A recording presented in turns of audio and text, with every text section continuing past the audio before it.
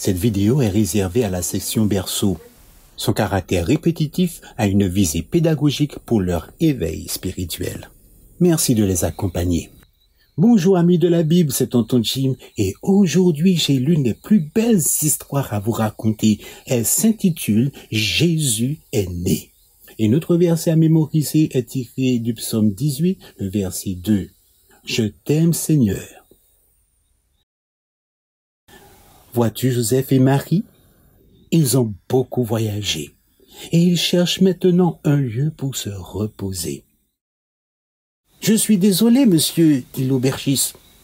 Toutes mes chambres sont occupées. »« Mais nous venons de loin, dit Joseph. Et ma femme va bientôt avoir un bébé. Vous n'avez vraiment pas un lieu pour que nous restions? À bien réfléchir, vous pourrez rester dans l'étable, répondit le gentilhomme. J'ai des animaux là-bas, mais au moins vous pourrez être au sec et vous serez au chaud là-bas. Oh oui, eh bien, nous irons dans l'étable. Merci, merci, mon cher monsieur. Regarde les animaux. Vois-tu la mangeoire? La paille dans la mangeoire est douce. Elle fera un beau petit lit bien douillet pour le bébé. Je pense que l'étable sera un bon endroit pour rester pendant quelque temps. Et puis, Jésus est né. Mettons le bébé sur la paille dans la mangeoire, dit Joseph. Tu devrais te reposer, Marie. Tu es fatiguée. Marie regarde son beau bébé garçon. Elle touche ses cheveux bouclés et ses belles petites oreilles. Elle l'aime tellement. Viens par ici, dit Joseph. Viens maintenant te reposer, Marie. Pendant ce temps, les bergers faisaient paître leurs troupeaux sur la colline. Ils ont entendu que Jésus allait venir sur terre. Quand allait-il venir? Ils se demandaient. Va-t-il bientôt venir? Oui, la parole de Dieu a annoncé qu'il viendrait bientôt. Alors les bergers ont vu dans le ciel une étoile éclatante de lumière. Et soudainement, un ange est apparu. « N'ayez pas peur, dit l'ange. Je vous apporte une bonne nouvelle. Jésus le Sauveur est né. Vous le trouverez dans la ville. Cherchez un bébé allongé dans une mangeoire. » Et plusieurs anges l'accompagnaient. Il y en avait beaucoup, beaucoup, et tous louaient Dieu en chantant. Il est né le divin enfant, glorifions son nom éclatant en chant. Il est né le divin enfant, chantons tous son avènement. Il est né le divin enfant, glorifions son nom éclatant en chant. Il est né le divin enfant, chantons tous son avènement. Nous devons partir à sa recherche, se dirent-ils les uns les autres. Nous devons aller dans la ville et chercher ce bébé. Et ils partirent et trouvèrent Jésus. Merci Seigneur, les bergers prièrent. Merci d'avoir envoyé ton Fils sur la terre. Merci d'avoir envoyé Jésus pour être notre Sauveur. Nous dirons à tout le monde que nous avons tous besoin de lui. Nous aussi, nous pouvons remercier Dieu pour nous avoir envoyé Jésus comme un bébé sur terre pour nous sauver. Et nous pouvons le remercier en priant. Tendre Père, merci d'avoir envoyé Jésus pour nous aimer, pour nous sauver et prendre bien soin de nous. Nous l'aimons tendrement et nous t'aimons aussi au nom de Jésus. Amen. Rappelle-toi que Jésus est né sur la terre comme un bébé comme vous et moi, mais il est venu pour nous aimer et nous sauver. Au revoir et à bientôt.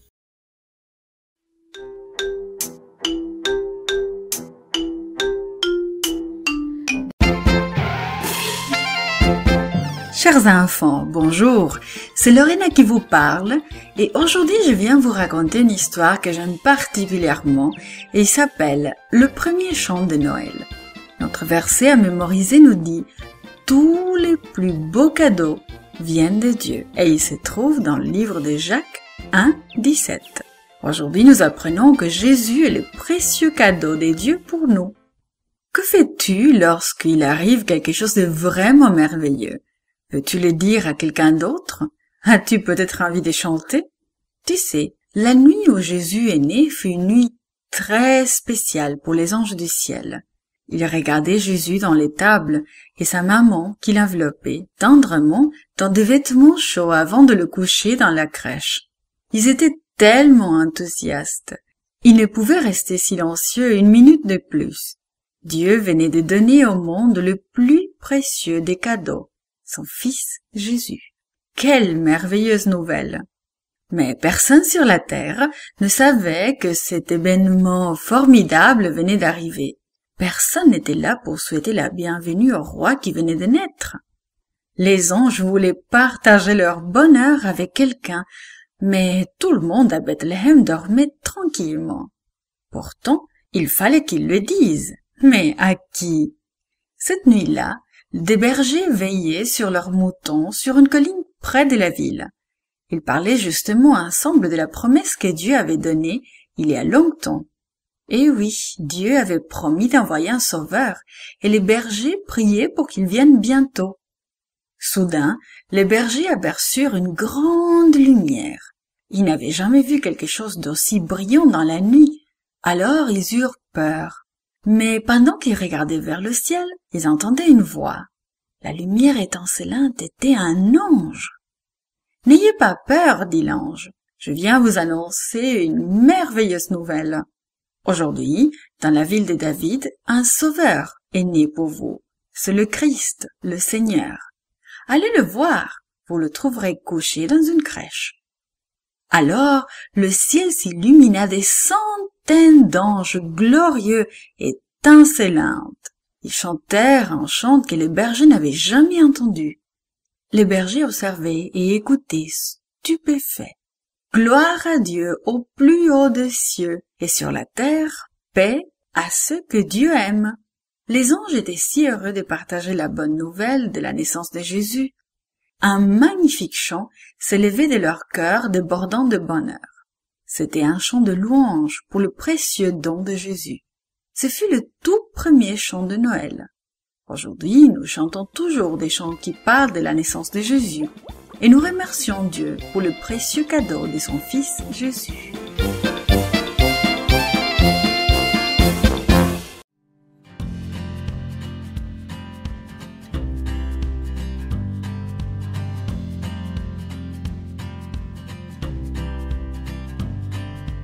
Bonjour, c'est Virginie. La leçon d'aujourd'hui a pour titre « J'ai hâte d'en parler ».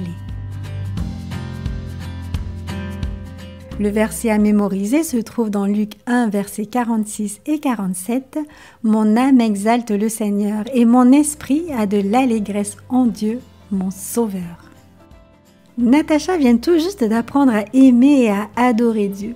Dans des réunions tenues dans sa ville, elle a appris que Dieu a un plan spécial pour sa vie.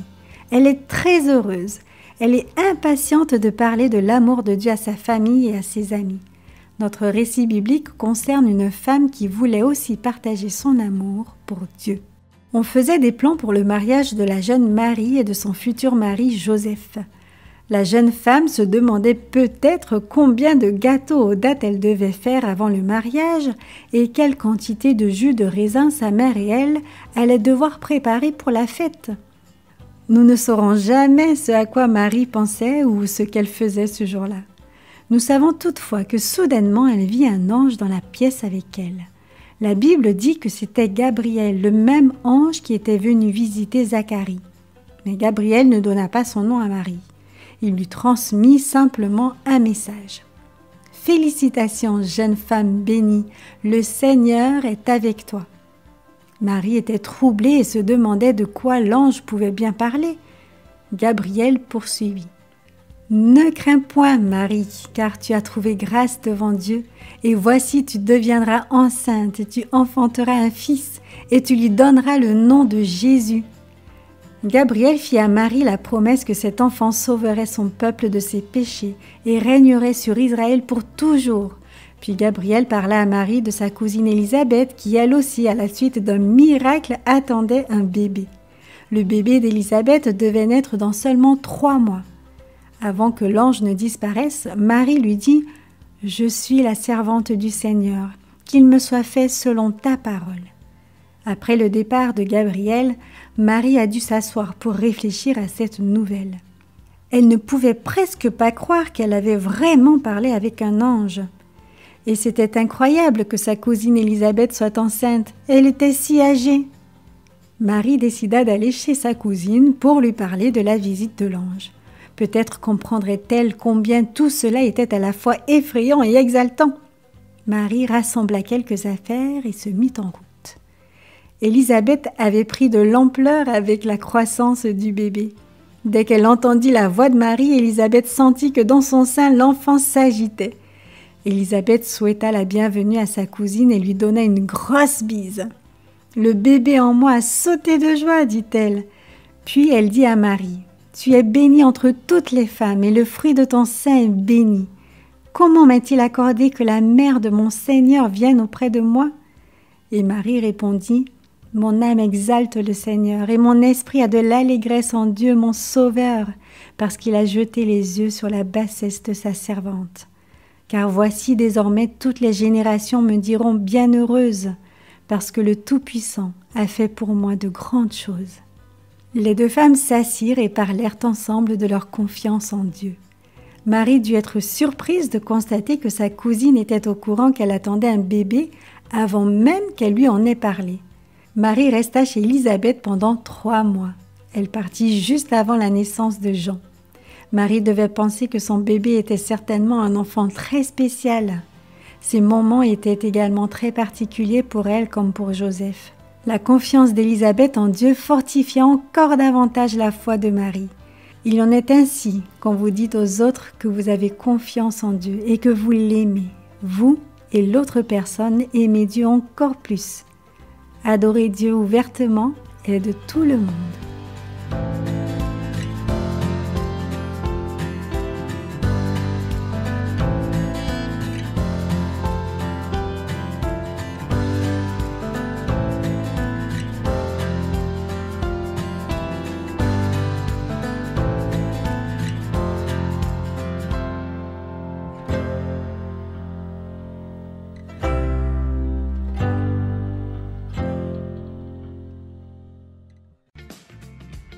Coucou, heureuse de te retrouver.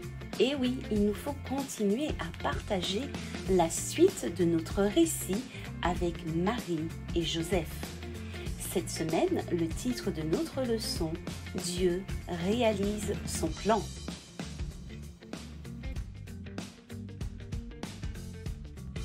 La semaine dernière, nous avons vu l'ange annoncer à Marie qu'elle avait été choisie pour être la mère de Jésus et elle avait rendu gloire à Dieu avec sa cousine Élisabeth. Mais comment son futur mari accepterait la nouvelle? Voyons ce que la parole de Dieu nous dit sur Joseph. Marie était liée par fiançailles à Joseph. Or, elle se trouva enceinte par l'action du Saint-Esprit avant qu'ils n'aient vécu ensemble. Joseph, son futur mari, était un homme bon et droit. Il ne voulait pas la livrer au déshonneur. C'est pourquoi il se proposa de rompre ses fiançailles sans en ébruiter la raison. En effet, il ne pouvait pas l'épouser alors qu'elle était enceinte et que ce n'était pas de lui. Il réfléchissait à ce projet quand un ange du Seigneur lui apparut en rêve et lui dit « Joseph, descendant de David, ne crains pas de prendre Marie pour femme, car l'enfant qu'elle porte vient de l'Esprit Saint. Elle donnera naissance à un fils, tu l'appelleras Jésus. C'est lui, en effet, qui sauvera son peuple de ses péchés. Tout cela arriva pour que s'accomplisse cette parole du Seigneur transmise par le prophète. Voici, la jeune fille vierge sera enceinte, et elle enfantera un fils que l'on appellera Emmanuel, ce qui veut dire Dieu est avec nous. » À son réveil, Joseph fit ce que l'ange du Seigneur lui avait commandé. Il prit sa fiancée pour femme, mais il n'eut pas de relation conjugale avec elle avant qu'elle ait mis au monde un fils auquel il donna le nom de Jésus. Qu'avons-nous retenu? Nos plans ne sont pas forcément les plans de Dieu. Marie a adoré Dieu quand elle a reçu la visite de l'ange lui annonçant qu'elle avait été choisie par Dieu pour porter son fils. Et maintenant, c'est Joseph qui accepte le plan de Dieu en prenant pour épouse Marie. Mais toi, connais-tu les moyens utilisés par Dieu pour te révéler ses plans? Nous avons des exemples, sa parole, les événements, les réponses à nos prières et bien d'autres. Encore aujourd'hui, Dieu nous parle. Nous pouvons demander à Dieu de nous guider. Lisons ensemble cela dans le psaume 143, le verset 8. Fais-moi entendre dès le matin ta bienveillance, car je me confie en toi. Fais-moi connaître le chemin où je dois marcher, car j'élève à toi mon âme. Oui, mon jeune ami, nous adorons Dieu lorsque nous acceptons ses plans. Souhaites-tu, toi aussi, accepter ses plans dans ta vie? Prions. Seigneur, que tu puisses guider dès aujourd'hui chacun de nous sur le chemin que tu as choisi pour nous, au nom de Jésus. Amen. Voilà, le moment de nous séparer étant arrivé, je t'invite à découvrir tout au long de la semaine notre étude intitulée « Joie dans le ciel et sur la terre » en lisant Luc 2, 1 à 20 et le chapitre 4 du livre Jésus-Christ. Et je te donne rendez-vous samedi prochain à la même heure, Dieu voulant. Bye bye!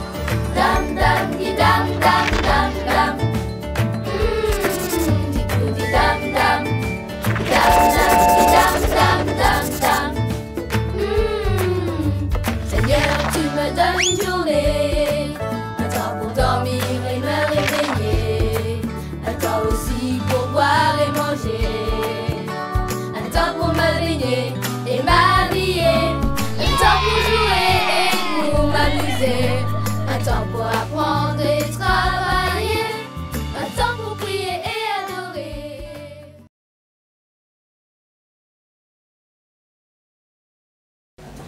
Voici mamie. Salut. Ah, voilà ma chérie. Ça va, ça s'est bien passé, on s'est bien amusé. Bien sûr. Ah, ok, super. Tu sais mamie, j'aime beaucoup le thème de cette semaine. Je n'aurais jamais pensé que ce serait si facile de rendre les gens joyeux. Ah bon? Et comment l'as-tu découvert?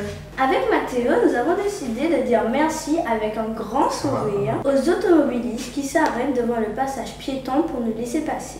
Et ça marche très bien, mamie. La plupart des chauffeurs nous font un petit geste de la main. Certains nous font aussi un beau sourire. On dit souvent que la joie est contagieuse et je crois que c'est vrai. Et quand en plus c'est un remerciement qui la provoque, c'est formidable. Alors je me demande pourquoi les gens ont souvent l'air fâchés ou stressés. Parce qu'ils ne rencontrent pas assez de gens comme nous, Mathéo. Mais ce que tu dis est vrai, ma chérie. Les gens se laissent submerger par leurs soucis et oublient d'être heureux. Donc à nous d'être des ambassadeurs de la joie pour les aider à aller mieux. Ambassadeurs de la joie, bonne idée. Mais ça veut dire que nous devons être joyeux nous-mêmes. On ne peut pas donner ce qu'on ne possède pas. Moi, il y a une chose qui me rend toujours joyeuse. Ce sont les fruits de mamie, même ceux que je n'aime pas. En parlant de fruits, mamie, quand est-ce que tu vas nous faire goûter les mangoustans? Bien, quand il y en aura, vous verrez, ils sont très sucrés et ils sont recommandés pour combattre les virus, les bactéries et les parasites. Et ils ont aussi des propriétés anti-inflammatoires et anti-allergiques. Et ils sont recommandés contre l'hypertension. En plus, les mangoustans sont riches en potassium, ce qui contribue au bon fonctionnement des muscles et du système nerveux. Mais savez-vous les enfants que tout comme les fruits, la joie peut aider à combattre les maladies? Ah, c'est pour ça qu'on fait venir des clowns dans les hôpitaux pour faire rire les enfants. Oui, quand on rit, on se sent mieux. C'est comme voir le soleil après un jour de pluie. Ah, ça c'est joli, mamie, ce que tu dis. Merci, ma chérie. Nous avons appris un verset de la Bible qui dit « Soyons toujours joyeux ». Oui, ce verset se trouve dans 1 Thessaloniciens 5 et le verset 16. Et si Dieu nous recommande d'être toujours joyeux, c'est forcément pour notre bien-être. Et si la joie nous fait du bien, nous pouvons la partager avec les autres. C'est bien ce que Dieu attend de nous. Et vous savez, il suffit souvent de peu de choses pour rendre quelqu'un heureux. Comme par exemple, quelques mots gentils ou un petit merci accompagné d'un beau sourire. Donc, ambassadeur de la joie, en avant, le monde a besoin de nous. Bravo les enfants, c'est très bien. Alors, demandons à Dieu son aide pour cette action. Je suis d'accord, je veux prier pour ça. D'accord, Mathieu. Seigneur, aide-nous à être des ambassadeurs de la joie, avoir toujours le sourire et partager avec les autres. Amen. Amen.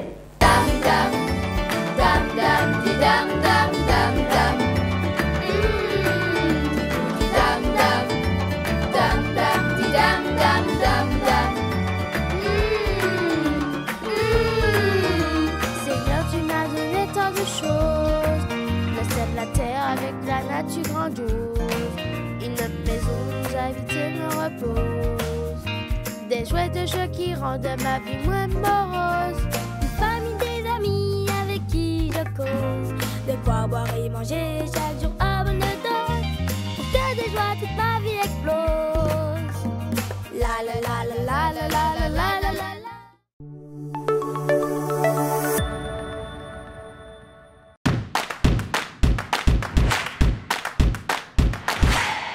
Salut les amis, si vous aimez nos vidéos, abonnez-vous et n'oubliez pas le petit pouce bleu.